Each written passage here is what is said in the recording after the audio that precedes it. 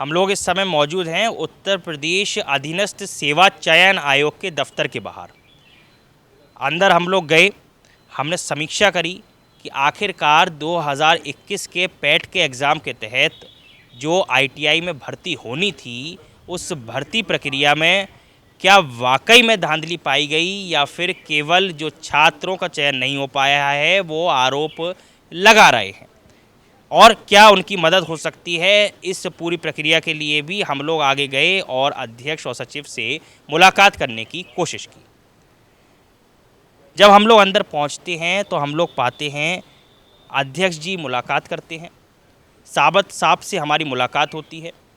वो बताते हैं कि यदि इस पेपर में कोई ऐसी त्रुटि है तो जो छात्र इस तरह का आरोप लगा रहे हैं वो साक्ष्य लेकर आए और मेरे सामने समक्ष मेरे प्रस्तुत करें,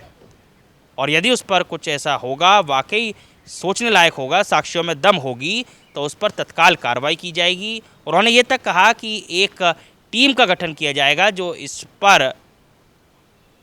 ट्रांसपेरेंसी के साथ कार्य करेगी और वाकई ये दर्शाएगी कि क्या कुछ करने की अभी हाल में ज़रूरत है।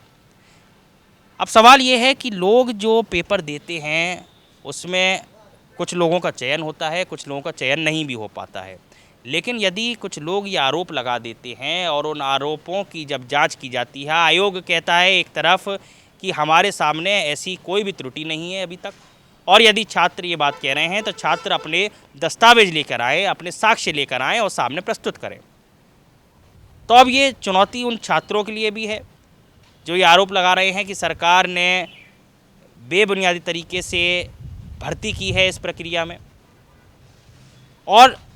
आयोग के सामने भी एक बड़ा चैलेंज है कि आखिरकार उन छात्रों को किस तरीके से संतुष्ट करेगा आयोग और किस तरीके से उनके द्वारा लगाए गए आरोपों से खुद को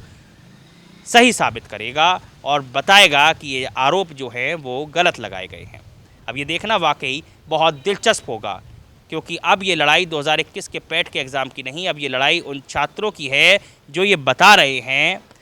कि उनके नंबर जो हैं वो आयोग में कुछ दर्शाए गए हैं, उनकी भर्ती नहीं हो पाई और उनके जो सही नंबर हैं वो कुछ और हैं।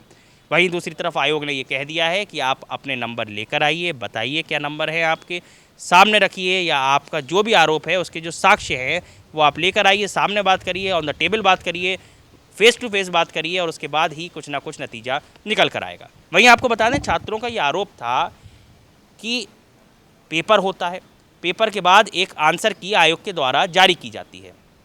आयोग जब उस आंसर की को जारी करता है तो छात्र उससे अपने नंबरों का मिलान करते हैं। मिलान करने के बाद किसी ने आरोप लगाया कि उसके नंबर जो हैं वो 54 बैठ रहे हैं, यानी कि 54,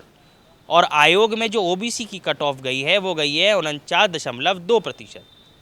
यानी कि 49.2, तो उनके हिसाब से उनका चयन हो जाना चाहिए था।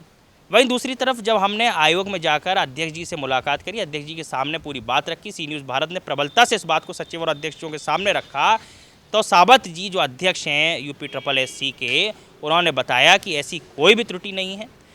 जो चयन होता है वो डॉक्यूमेंट वेरिफिकेशन के बाद होता है, कुछ नंबर डॉक्यूमेंट वेरिफिकेशन के भी जुड़ते हैं, और यदि छात्र ऐसा आरोप लगा रहे हैं, जो अभ्यर्थी उसमें बैठे परीक्षा में और पास नहीं हो पाए, सफल नहीं हो पाए या उनका चयन नहीं हो पाया है, वो ये आरोप लगा रहे हैं, और यदि आरोपों में सच्चाई है तो वो साक्ष्य लेकर आएँ और आयोग के समक्ष उन साक्ष्यों को रखें। अब वाकई इन छात्रों के लिए बहुत बड़ा एक अवसर भी कह लें और एक बहुत बड़ा चैलेंज भी कह लें जो आयोग ने रख दिया है कि यदि वाकई कोई त्रुटि है तो सामने आप दस्तावेज लाइए और उनको प्रस्तुत कीजिए। सी न्यूज़ भारत लगातार धरातल पर ऐसे मुद्दे उठाता रहा है और उनकी समीक्षा के साथ साथ अधिकारियों तक पहुंचाने की भी पूरी जिम्मेदारी सी न्यूज़ भारत प्रबलता से उठा रहा है और उठाता रहेगा।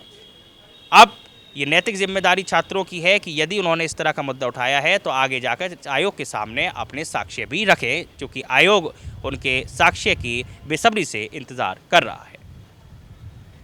लखनऊ से कैमरा पर्सन दीपक के साथ ऋषभ सक्सेना, सी न्यूज़ भारत, लखनऊ।